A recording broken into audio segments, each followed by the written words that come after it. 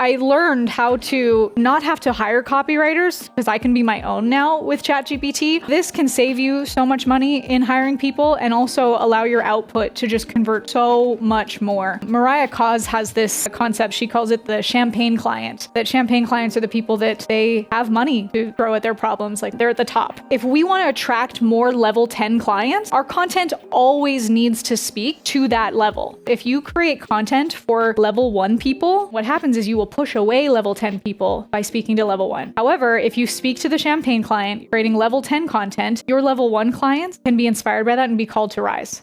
So this is my creative brief here that I'll just share this with you. I actually named mine. I made like ICP1 is the icon, ICP2 is the rising star, ICP3 is the rookie. Nick named his something really funny that it was like the whale, the shark, the guppy, kind of thinking like that. And do you guys know the difference between the ICP levels 1, 2, and 3? 1 is like the dream customer. They have everything that would make them the dream customer. They have the right mindset.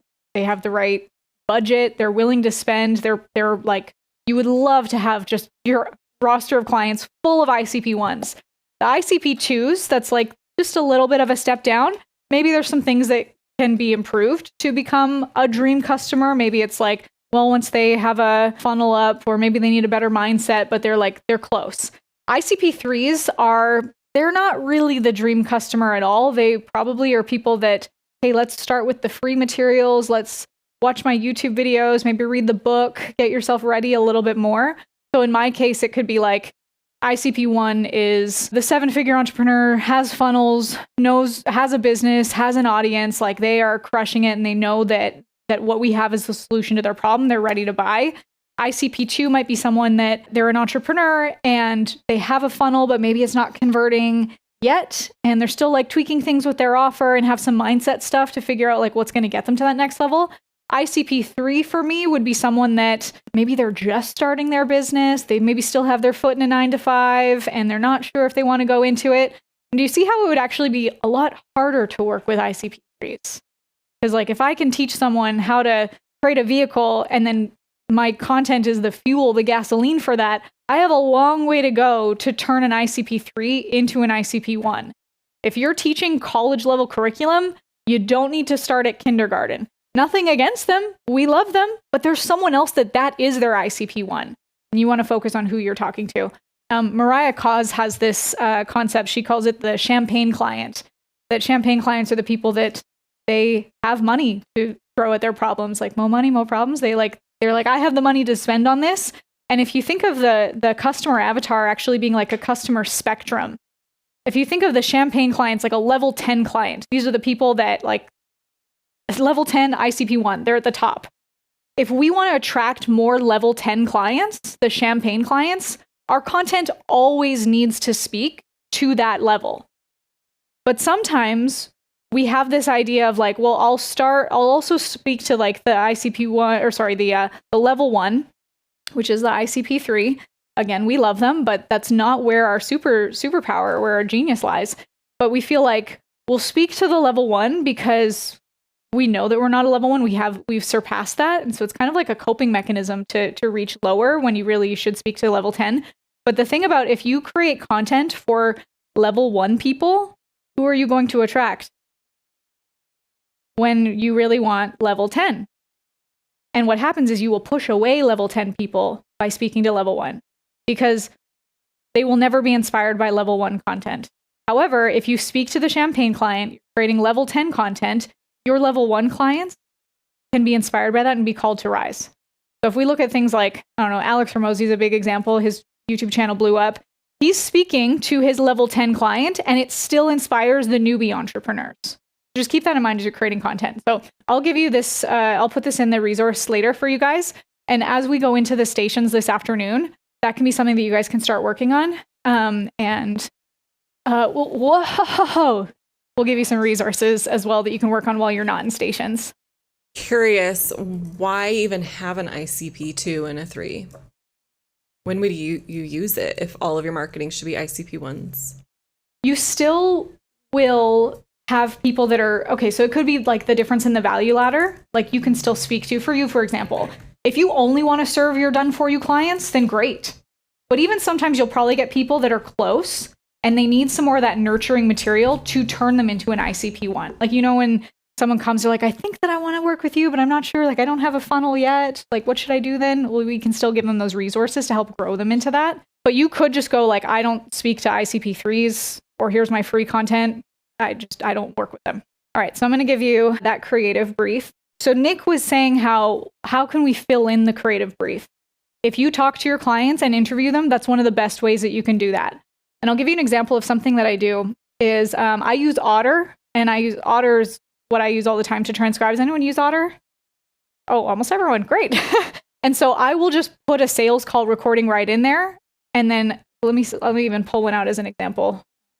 So all we do is we just click on three dots here and export. That'll export it as a PDF. Okay, so if I go into ChatGPT and I'm building out my creative brief, this is exactly what you can do, is you will drag and drop that sales call into there. Ideally, what I would do is I would have like 2 or 3, and I would ask it to analyze the similarities between these ones. And then I would just go through the creative brief that I would say, if my ICP1, I want to be between this revenue, have these mindsets, and this is like, we're going to ideate with it to have it build it out. Then from there, I'll start asking the question. So like here, what's the cost of them staying at where they are? I know that this client that I just put in is an ICP1. I'll just paste in the question. I am building my ideal customer profile document. Caitlin Diana is an ICP1. Can you please help answer this question about her and her business so that I can outline details for her psychographics? And as I'm talking to it, don't be like, oh, how do I word that exactly? Like, I'm just talking to it like I would to get any answer out of it, and I can go back and forth with it. When you get my example of the ICP document, feel free to, what I would just do is like, you can, let's see what it does, what it gives for me for an answer first, but you can copy and paste mine and be like, rewrite this for this person. Let's just see what it says.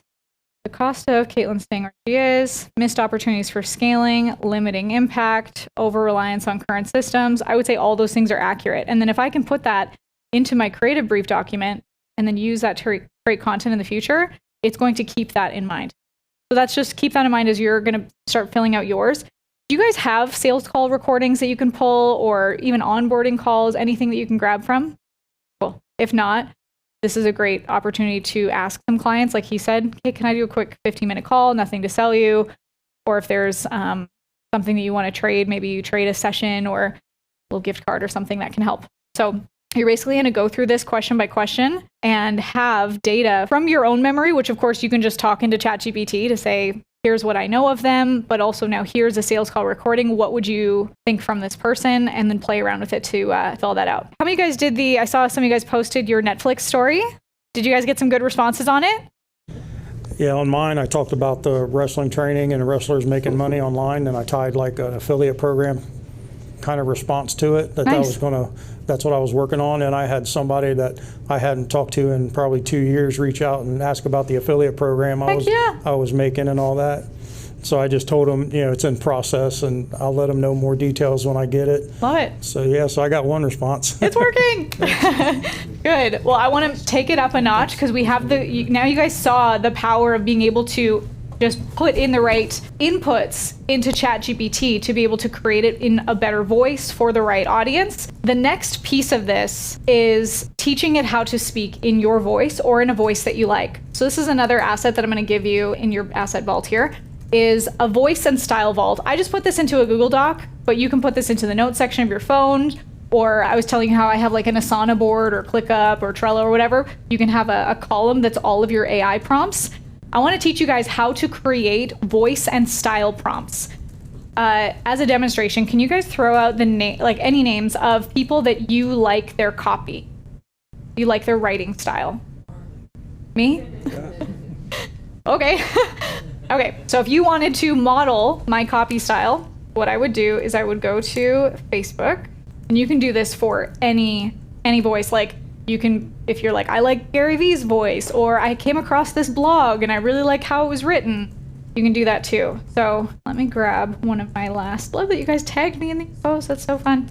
This was a Netflix post. So I'm gonna go into ChatGPT and I'm gonna paste it in there just exactly as it is. I like the voice and style of the copy from this post. can you analyze it? Okay, let's see what it says. Relatable and honest, humor and self-awareness, clear priorities and values, vivid storytelling, blah, blah, blah. Okay, for my next trick, this is the good one. If I wanted you to write copy for me in this style and tone, what prompt would I give you? We're just telling ChatGPT to teach us the prompts to give it. You can take this with any kind of copy that you like. If you want to do a Gary Vee voice, if you are inspired by, I don't know, Mel Robbins, anyone, that you can turn this into a prompt for yourself. And then, of course, like Nick said, we're always editing it. Be a good copywriter means we have to edit it to know what we like to. Okay, write a story-driven conversational post with a playful, slightly irreverent tone. It should feel like I'm talking to a close friend with moments of humor, self-awareness, and relatability. Include vivid storytelling, small suspenseful to blah, blah, blah, blah. Okay? Then what I'm going to do is you're just going to take that prompt and you can put it in your voice and style prompt. So you'll see I actually created some already here. I like Taylor Welch's copy. I found a blog that I really liked that I can show you in a second that I just took that and I turned that into a prompt. I was writing a memoir. I took some of that copy because sometimes I have different styles of copy for my own self, depending on, am I writing something that's emotional? Do I want it funny? And then I can go to my voice and style prompt to use that. So I'll put this in here, Marley storytelling voice. So then what I would do from there is, let's give it a story. How about this? I'll just tell what happened today. Can you please write a post for my social media using that voice about how my friend and copywriting coach, Nick, came to speak to my clients today and absolutely blew their minds by sharing with them how to use AI to write their copy and be able to write it in a way that will save them so much money because they won't have to hire copywriters. They can do it themselves, and their conversions, output, and engagement will absolutely increase because of their ability to do this themselves. Nick is an amazing friend and appreciate his genius, even though he jokingly will say that he's not a genius. I think he is. Okay, so let's see what it does with that. And then we're going to try that. And then how about after? We'll see what it spits out. And if we like it, great. But we could also say, actually put this into the Netflix prompt. Let's see what it does. Have you ever had one of those moments where someone walks into a room, says a few things, and suddenly everyone's brains are absolutely fried in the best possible way? That was today. My friend and copywriting coach extraordinaire, Nick, came to speak to my clients, and y'all, I don't know why I think I say y'all, he blew their minds. I like this already. So see how it's so much different than what we just, like what you guys would have given to the Netflix prompt yesterday. Now we're asking it to insert some personality, which took it up so many notches. If you ask Nick, he'll say he's not a genius. We know you're being humble, but come on, you're not fooling anyone. Cool? All right, should we try the Netflix prompt in there too? Actually rewrite it in this frame. Oh, okay, my super tactical question is, and Susan and I have been talking a lot about this, of custom bot versus projects as you're feeding in all this. Do you have a preference? I actually haven't played around with custom as much. Steven has. Okay. I kind of have my projects and I just keep going back to the same project. Like I have my project specifically for my Netflix formula content. Yeah, I would rather use projects if it works because it feels easier to me. But yeah. Okay. I haven't played around with it as much yet, but totally. But you find that in projects, whether you load the files or you continue with like a different thread of conversation, it as a unit is pretty. Sometimes I need to refer back to it, like, hey, go back to the Netflix prompt. Okay, got it. The Netflix story form. Okay, awesome, thanks. Yeah. Okay. For the longest time, I thought copywriting was this mysterious art reserved for the chosen few. You know, the ones with poetic souls and wizard-level persuasion skills. The rest of us, I don't like when ChatGPT always does like the question for a sentence. We were stuck hiring them for big bucks or throwing spaghetti at the wall and hoping it would stick. Okay, so I like this. But for you guys too, if you see it come back and you're like, oh, I don't really like this, go grab something from your voice and style vault. I'm going to give you guys a couple minutes and go grab some voices that you like, and then all you're doing is just asking ChatGPT, what prompt would you give me to write like this? I'll show you one of these other ones that I did that I love. I love writing my sales page. And you'll start to you'll have your vault and you'll be like, oh, this one's my favorite one to use for sales pages. This one's my favorite one to use for social media. Like for me, my sales pages, I always love using this one. It has like nostalgia in it. And the reason why is I don't even know how I came across this post. But it was a blog post. Why did it take so long to find baby dinosaurs? Would you believe that is the prompt that I use to write sales pages. I don't know why. But what I love about it is there's some nostalgia for me because it talks about Steven Spielberg, Jurassic Park, like a movie I watched as a kid. And then I asked ChatGPT to turn it into this prompt. And I used this exact same prompt to write my copy for my content game challenge. And it started the copy by talking about, do you ever feel like your life is kind of like the movie Groundhog Day? So I love that it touched on a movie, because for me, I love movies. And also, I think people know, like, you already can think of like Groundhog Day means living the same day of your life over and over. And it was able to relate that to creating content where you wake up and you're like, what do I post today? And it's boring and it's like a chore. And so it turned it into copy. So I'm going to give you guys a couple minutes and I would love to see what kind of voices you come up with. And then from there, I would even try to write another Netflix story post using this personality post now. I'll also put my creative brief in there too. So there's this girl that I've been following for a while. She's like, she also works with Grant Cardone. Oh.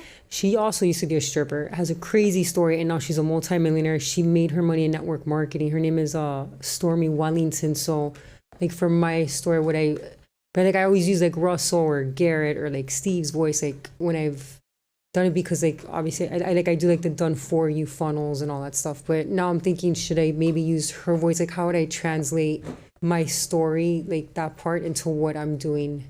So when you're using the voice, it's really it's still your story. It's just the way that it's said.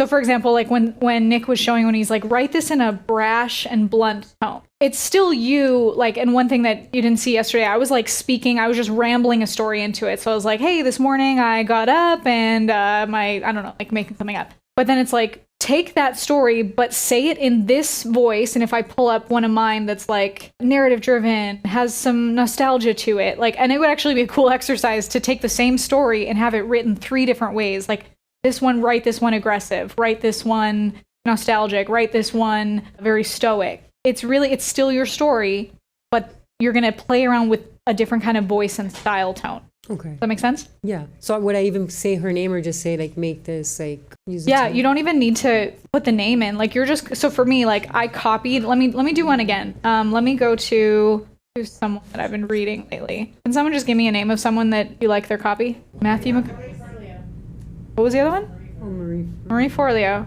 Let me see if I can find like a Marie Forleo blog. So I'm not even necessarily saying like, write this in Marie Forleo's voice. I'm taking a piece of copy that I liked and I'm like, what's the style and the tone of this voice? And then I would say, write in that style and tone. So as you can see here, like you don't even need to know that this was Taylor Welch, but the tone that I pulled the copy from was motivational, a tone that's firm yet empathetic, authoritative voice, blends spiritual and practical wisdom. So for you, you're the only one that knows that this voice was inspired by that person. If I grab like feeling lost and unhappy in life, let's see what this, I'm gonna copy this. And if I go to ChatGPT and say, I like this voice style of copy, what prompt would I need to give you to write copy for me this style? Write a promotional piece in a voice that's confident, inspiring, and polished. It should open with a bold cinematic hook. I like that. Open with a bold cinematic hook. Because if you don't tell it, like he said, Chachi's a little dumb sometimes. I also really loved when Nick said the thing where he was like, write this in a way that's triggering. Write this in a way that the audience would gasp when they read it. Because if you don't tell it to, it's going to give you some vanilla stuff. Denim, this is pretty much what I'm doing when I rewrite your copy. I'm just like, rewrite this in a way that is polarizing and non-obvious and would make people gasp. For this audience, plug and play the creative brief. You guys could even take the exact same Netflix post that you did yesterday and have it rewrite it in a new voice and style prompt. Anyone have some fun ones they want to share? This will actually come out pretty good. Yeah, you got a good one? Just have to make some adjustments. Yeah, totally tweak it. I have this one prompt that I use a lot because I wanted my content to be humorous. I wanted to have some flavor to it. So there's this one that I use that I say, write this in a voice that's quirky, chaotic, and a little sarcastic.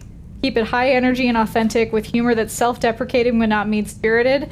Imagine you're explaining something bizarre you found on the internet to a friend who's along for the ride, but make it feel like they're just one bad joke away from questioning why they even clicked on the video. I don't even know why, like, I would never come up with that, but I found a piece of content that was just really funny and like one of those funny that you're like, how does someone even think like that? And so I was like, well, how do I write like that? Well, I just ask ChatGPT to give me the prompt, and then I play around with it when I get it back from them, like they're a person. Can we pass the mic to Rod over here? So I came to the party a little late. So what I did was I just trying to find my voice that's consistent with the messaging that we already are delivering. So I just told ChatGPT to go to my website and my blog and review everything and create a voice in that. Okay. And it created a profile. There you go. And then I asked it to use that profile to create a prompt. Perfect. And the prompt is, you are a professional business broker creating content for a blog aimed at educating business owners and prospective buyers. Write a blog post in a professional, authoritative tone, providing valuable insights and actionable advice.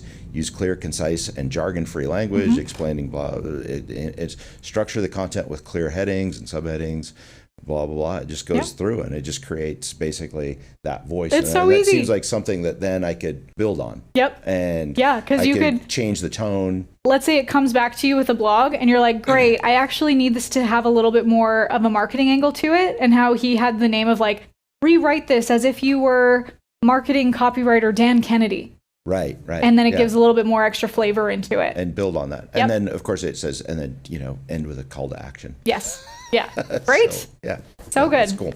Love it. Okay, let me share another strategy with you. When I was sharing with you the rare content inventory of like having your Asana board where you can have columns of different kinds of content that you can create. This is a very easy one. And I always start my clients with like, this is day one of our program, where I'm like, all I want you to do today is go for a walk. What does that have to do with creating content? Well, you're going to go on a talking walk. And I use Otter from my phone, and I will just go on a walk and I'm just talking to it. And sometimes when I start talking, it's really awkward because I'm like, I don't know what to talk about. That tree looks nice. What's on my to-do list? Blah, blah, blah. And it gets weird at first until I find something to actually talk about. And then I get into flow state and stuff starts coming out. And by the time I get home, maybe I've talked to it for 10 minutes, an hour, but there's stuff in there. I think this is a great way of processing your ideas. You asked what my human design is, and my human design is I'm a mental authority, but it also says no authority, which confuses me, but I have to talk things out to understand things. So for me, this is really helpful and helpful for other people too. But you can also take the recordings from your sales calls, from your trainings, from even just a meeting with your team or your clients. And so I'll go into ChatGPT. I did something where I was talking about when I play more, I get paid more. I loved that. That actually became how I created my program, the content game, because I was like, I want to turn this into a game. I want to make content fun again. And so I'll export this and I'll show you what I would do with this. So this actually came from me just like being on a walk and processing this idea out loud. I go into our friend, Chachi. This is one of my favorite things to do, is just say, give me 10 mic drop quotes that I said from this transcript. You guys will be blown away. You'll be like, I said that? I'm a genius. Let's see what it comes up with. What if instead of saying I'll play after I finish my work was play? If you try to create something you subconsciously don't want, you'll find conflicting values that get in your way. I don't want to push because that sounds exhausting. I want to pull things in, but even that can feel like exertion. So anyway, there's some good quotes in here that maybe I would want to turn into a blog post, turn into an email, turn into a social media post. And then guess what? I can take the Netflix story post. I can also say, write it in this voice, and that'll turn into a ton of content. So let's even do that. Let me pull in, let's just do number one. Say, write a post on this. Let me just give it no details and see what it comes up with. And now we're going to keep adding to it. What I would do if I was just actually doing this on my own and wanted to put out a post fast, I would be like, write this post with the Netflix story prompt in this voice. And then it's going to be near perfect because I've built up all the prompts to give it that I know that I like. This is not bad, but let's make it better. Yeah, I wouldn't write practical play, ask yourself, blah, blah, blah. So let's go to, say, write it in the Netflix prompt. Rewrite it in this formula, please. See how we're taking it up a notch. We went from safe to disruptive to rare. Okay, so I like these. This is getting better. Now I'm going to go to my funny voice prompt.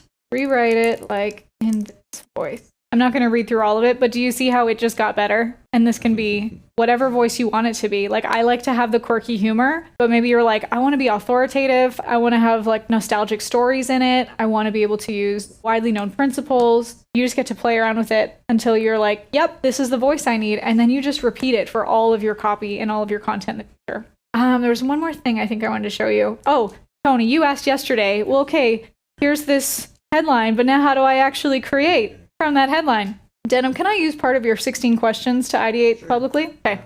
All right. I have this exercise I do with clients. Angles just did it too, where I ask 16 very specific questions, and basically just the client like talks forever about all their offers, their audience, who they work with, a bit of their story too. And I plug it into ChatGPT and I just go back and forth ideating with it. So let's play around with this. Let me go into this prompt again.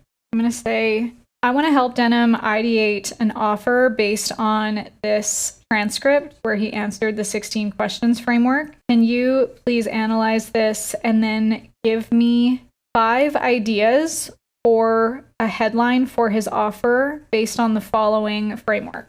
And then paste that in. And sometimes it's helpful to give examples of the previous ones. So if we go find what it was, I always want to give it as many examples so that it can get as close to the example as possible. Here it is. Okay, so I'm just going to go like this. These are examples that follow that for inspiration. Let's see what it comes up with. I ask it to give me a few examples because if I don't like the one, I don't want to keep going back and forth with it. I might be like, oh, I like number 3. Let's continue with that. Okay, the 90-day blueprint that rebuilds your relationships without reliving the pain of heartbreak. Denim, do you like it? The science-backed system that transforms your love life without wasting years on the wrong person. Do you like it? Which one of these do you like the most that we can continue to ideate? Maybe the second one. The second one? Okay. All right, so I'm going to say, let's go with this. Okay, so Tony, you asked, well, how do I now actually create that? I want to turn this into a 5-day challenge. Can you give me an outline of what I would provide to my clients to give them an outcome that at the end of this 5-day challenge, they feel invincible, able to find the love of their life, but more importantly, they understand their own patterns of behavior and realize that they now love themselves, and as a result, they can have very happy and healthy relationships from what they learned in this challenge. Okay, 5-day challenge. By the end of this 5-day challenge, they'll feel invincible in their ability to find love, understand behavioral patterns, cultivate self-love as a foundation for healthy relationships. Day 1, discovering your relationship blueprint. Okay, all right, hang on, it's going to get better. Breaking free from toxic patterns, building a foundation of self-love, attracting the right partner, thriving. And do you know what I say to that? I say it's still a little bit too safe. This is a great start. I want to get a lot more disruptive, polarizing, unpredictable, non-obvious. This needs to teach them stuff that they've never heard anywhere else. We are not a carbon copy of some fluffy relationship coach. This is really unconventional new curriculum they've never heard anywhere else. Can you please try writing that again? Let's turn up the heat. All right. The lie you've been living. What? Tell me more. I've been living a lie? Why just find the right person is the most damaging advice you've ever been fed. Why? Tell me more. How your attachment style isn't your destiny, it's your toolkit, and you've been using the wrong tools. What is an attachment style? What is the toolkit? How do I get these tools? The shocking truth about why chaos feels like chemistry and stability feels boring. Interesting. The relationship red pill quiz? That's interesting. I've been telling Denim for a long time I really want to brand him as the red flag doctor. You're attracted to what's killing you. The science of why your brain mistakes red flags for fireworks. I love that. What attachment addiction is and how it's secretly controlling your choices. Imagine doing an email just on that of like, here's why you keep dating jerks. You're addicted to them because you think that it's fireworks. Newsflash, it's red flags. Society's obsession with sparks is ruining your love. The emotional autopsy exercise? And then guess what? You're like, how do I put together an emotional autopsy exercise? What are we gonna do? We're gonna ask it. Okay, what would be like a 3-part framework for that? Can we add some imagery in there? What kind of stories can I pull on to be able to create this emotional? Because I don't know. I'm not you. But you will be able to go, oh, actually, I also want to talk about attachment styles in that. I also want to talk about things that they learned before they were even 2 years old that are still holding on to them. Like, I'm not you, but I would just create it like this. Why self-love is not about affirmations or bath bombs. That's funny. Rewire reality journal prompt. What's so cool is all those ideas here, like the rewire, the emotional autopsy, those can all be lead magnets. Those can be front ends. And let me even just do that, okay? I love all this copy. We're totally on the right track. Can you give me 10 ideas for lead magnets that can lead into this challenge? The relationship red pill quiz, the toxic attraction decoder, unstuck in love mini course. That's cool. You've been talking about feeling stuck. That works. Rewire for love workbook, the chaos versus chemistry cheat sheet, future love formula webinar. love life inventory checklist, attachment reset roadmap, boundaries blueprint, no fluff self-love starter kit. And then even just module by module, you can be like, help me write this. But of course, like, put your own stuff into it. Obviously, you have decades of experience that you go, actually, we need to talk about this. This is a very quick question. So along the lines of this 5-day challenge event, have you had success in having ChatGPT create URLs? Oh, to come up with like disruptive domains? Yes. That'd be fun. Yeah, let's play around with it. Can you give me 10 ideas for a URL that I could buy that would be disruptive and emotionally intriguing? People would just be salivating over it and can't help but click on it because the domain is just so disruptive. See, I'm being detailed in asking it for what I want, not just like, do better, make it better. I'm telling it, I want people salivating when they see this. LoveRewired.com, break the love cycle, love without the BS, no more toxic love. They're okay. No, I want this to be even more intriguing, triggering, like slap in the face. I can't believe he just said that. I have to opt in right now. Got it. Let's take the gloves off. StopFallingForLosers.com. Toxic love addict. Your picker is broken. Not to be confused with your pecker is broken. WhyYouSuckAtLove.com. Still single WTF.com. Oh, that's good. I like that. There's a lot of good ones there. Okay, so are you gonna go buy all of those right now? So good. See, so this is exactly what Nick was saying. Like when you feed it with here's the audience, here's who I'm speaking to, this is what I'm trying to do, and then just keep asking it. Please be disruptive, be non-obvious, be polarizing. And then of course you can like tone it to whatever feels right for you. If you're like, oh, I wouldn't say that. Well, give it that feedback and ask it to tone it down a little bit. It's my favorite thing to do. I could just play with ChatGPT all day.